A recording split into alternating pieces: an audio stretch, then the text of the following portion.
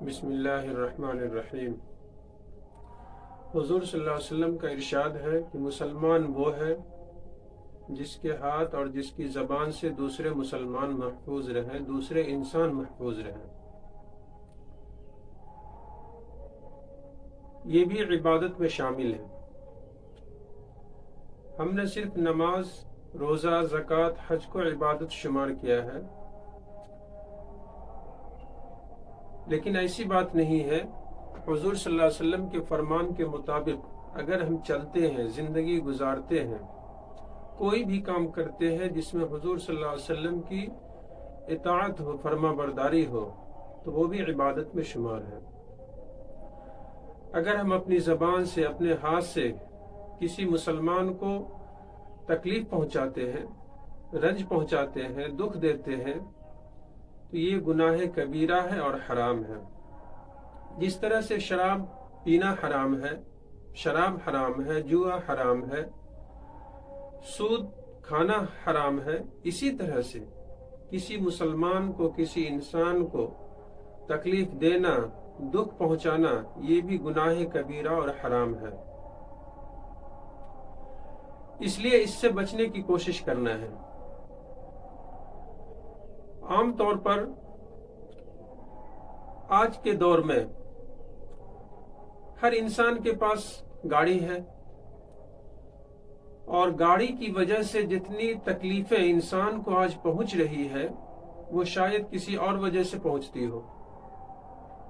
مثال کے طور پر ہم راستے میں دیکھتے ہیں، سڑکوں پہ دیکھتے ہیں کہ 10 منٹ کا سفر گھنٹوں میں طے کرنا پڑتا ہے، وقت پر آدمی پہنچ نہیں پاتا ہے۔ اس کی وجہ کیا ہے؟ معلوم کرنے پر پتہ چلتا ہے کہ راستہ جام ہے، ابھی کافی وقت لگے گا۔ آخر جام کی تو کوئی وجہ ہوگی۔ معلوم کرنے پر پتہ چلتا ہے کہ جام کی وجہ جو ہے، راستے پر ایک گاڑی لگی ہوئی ہے۔ اب سوچئے کہ جس نے وہ گاڑی لگایا، گاڑی راستے پر لگانے کی وجہ سے، سڑک پر لگانے کی وجہ سے کتنے انسانوں کو ہم تکلیف پہنچا رہے ہیں، کتنے انسانوں کو ہم پریشانیوں میں مبتلا کر رہے ہیں۔ راستہ چلنے والا مریض، اس میں مریض بھی ہے، آفس پر پہنچنے والا کوئی انسان بھی ہے،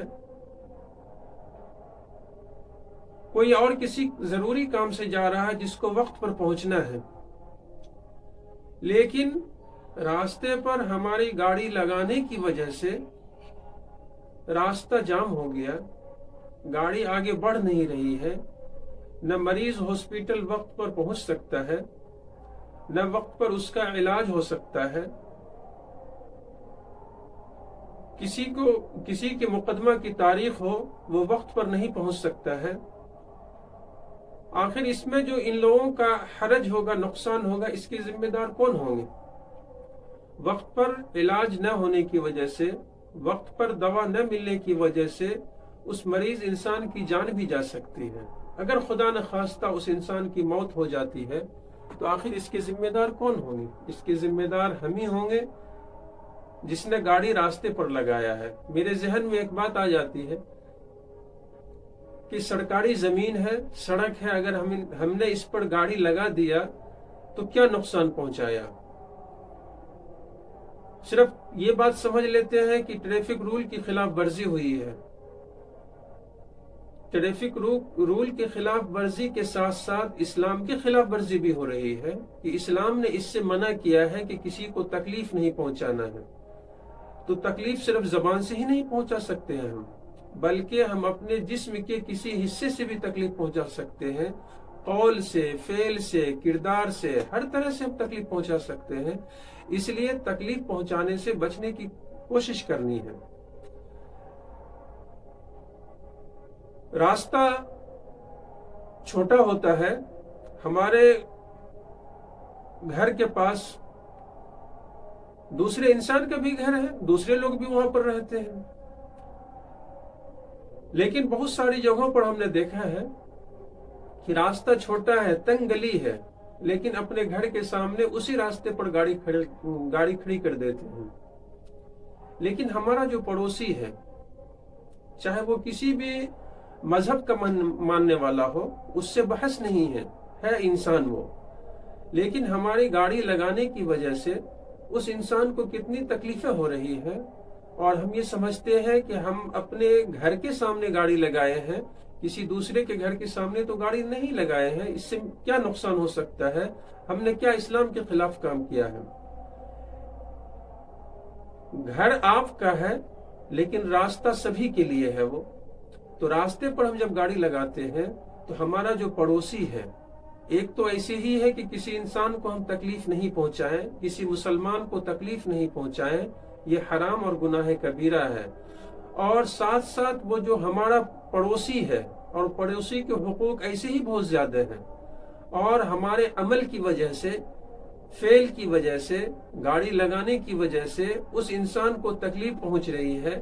وہ بیچارہ غریب ہے، اگر آپ سے کمزور ہے، وہ زبان سے آپ کو منع نہیں کر سکتا ہے، نہ شکوہ شکایت کر سکتا ہے، وہ صرف دل سے آہ نکال سکتا ہے، اور جانتے ہیں غریب کی آہ، مظلوم کی آہ، مجبور کی آہ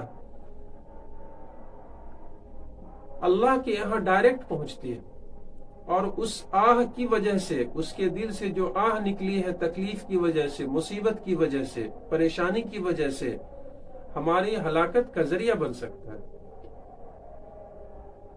اور ہم بعد میں پریشان ہوتے ہیں کہ میرا نقصان ہو گیا، ہم بہت پریشان ہیں۔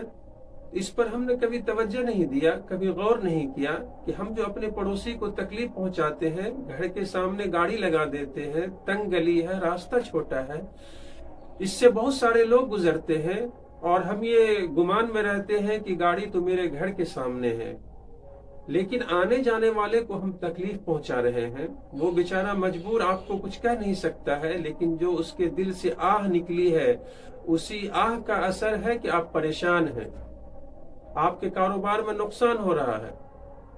تو اس پر توجہ دینے کی ضرورت ہے کہ ٹریفک رول کی خلاف ورزی کے ساتھ ساتھ اگر راستے پر ہم گاڑی لگا دیتے ہیں تو یہ اسلام کے بھی خلاف ہم کام کر رہے ہیں۔ اس لیے حضور صلی اللہ علیہ وسلم کا جو فرمان ہے کہ مسلمان وہ ہے کہ جس کے ہاتھ اور جس کی زبان سے دوسرے انسان، دوسرے مسلمان محفوظ رہے، تو ہم دوسرے انسان کو، دوسرے مسلمان بھائی کو اپنی زبان سے بھی محفوظ رکھیں، اپنے ہاتھ سے بھی محفوظ رکھیں، اور پورے جسم کے ہر حصے سے ہم اس انسان کو محفوظ رکھیں۔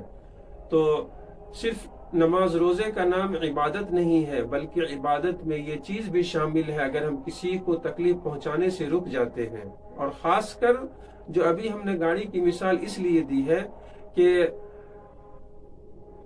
ہر راستے سے گزرنا ہوتا ہے تو کافی تنگ گلی ہوتی ہے، لیکن اس میں دونوں سائڈ سے گاڑی لگی ہوتی ہے، گزرنے والا کتنی مشکل اور پریشانی سے گزرتا ہے۔ بعض دفعہ ایسا ہوا ہے کہ ایک طرف کیچڑ ہے، ایک طرف گاڑی لگی ہوئی ہے، اب گزرنے والا کیسے گزرے گا؟ وہاں سے کس طرح سے گزرے گا؟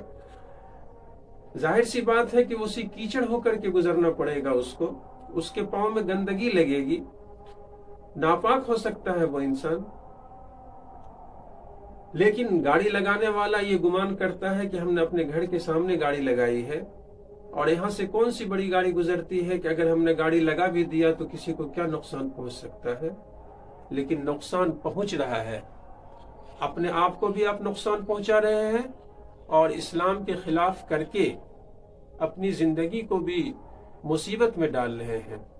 اس لیے اس سے بچنے کی کوشش کریں کہ صرف شراب ہی حرام نہیں ہے، جوا حرام نہیں ہے، حرام ہے یہ بھی، لیکن اگر ہم کسی کو تکلیف پہنچاتے ہیں اپنی زبان سے، اپنے ہاتھ سے، تو یہ بھی گناہ کبیرہ ہے اور حرام ہے۔ تو ہم نے تفریق کر لیا ہے، یہ عبادت ہے، یہ عبادت نہیں ہے، بلکہ حضور صلی اللہ علیہ وسلم کے فرمان کے مطابق اگر ہم کوئی کام کرتے ہیں تو وہ عبادت میں شامل ہے۔ تو یہ بہت اہم حدیث ہے جو حضور صلی اللہ علیہ وسلم نے ارشاد فرمایا کہ مسلمان وہ ہے جس کی زبان اور جس کے ہاتھ سے دوسرے مسلمان دوسرے انسان محفوظ رہے. اس لیے ایسی تکلیف دینے سے ہم بچیں. راستہ میں کہیں پر بھی ہم گاڑی نہیں لگاویں، اس لیے کہ آنے جانے والے کو کتنی پریشانیاں اٹھانی پڑتی ہے. کسی کی جان جا سکتی ہے، کسی کے حق میں فیصلہ ہونے والا تھا آج، لیکن وقت پر نہیں پہنچنے کی وجہ سے تاریخ آگے بڑھ جاتی ہے. اور بسا اوقات ایسا بھی ہوتا ہے کہ وقت پر اگر نہیں پہنچتا تو جو حقدار تھا اس کے حق میں فیصلہ نہیں ہو کر کے کسی دوسرے کے حق میں فیصلہ ہو جاتا ہے. تو آخر اس کے ذمہ دار کون ہوں گے؟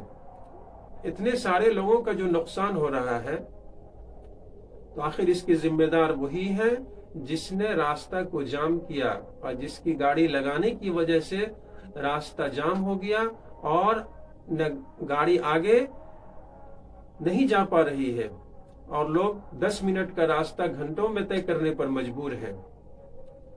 تو آخر اتنے لوگوں کی جو آہ ہم لے رہے ہیں تو ہماری زندگی سکون سے کیسے گزر سکتی ہے؟